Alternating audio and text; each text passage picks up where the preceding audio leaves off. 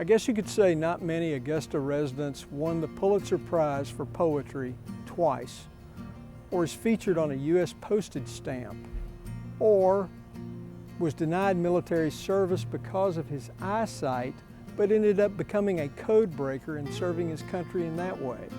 But Stephen Vincent Benet did that and a lot more.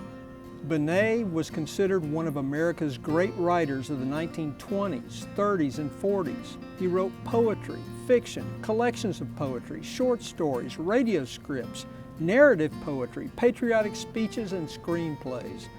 He accomplished it all in a very limited time, dying of a heart attack in his early 40s.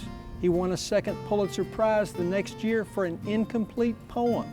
To be so honored for something that's not even finished, you've got to be very good. And there is every indication that Stephen Vincent Benet was. Benet's grand themes of American expansion and myth and patriotism are perhaps a little bit outdated or old-fashioned today. He can also be a bit wordy, but still, much of the celebrated writer's most formative days were here in Augusta, and I'll tell you about that when we get back.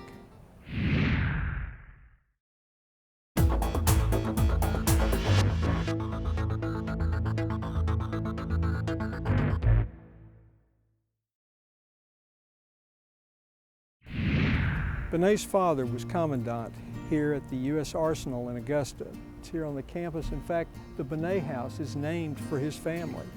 They say that young Stephen, called Tibby by his family, used to stretch out under these big oak trees and read along Walton Way.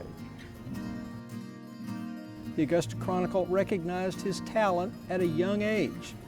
It carried a glowing story and review of a new work by the young man who had not yet finished his first year in college.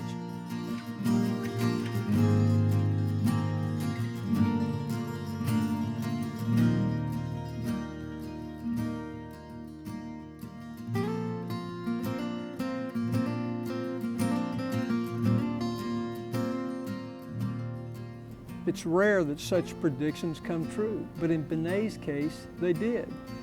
Maybe today he's not as celebrated as he was a century ago, but sometimes literary taste will change, and who knows?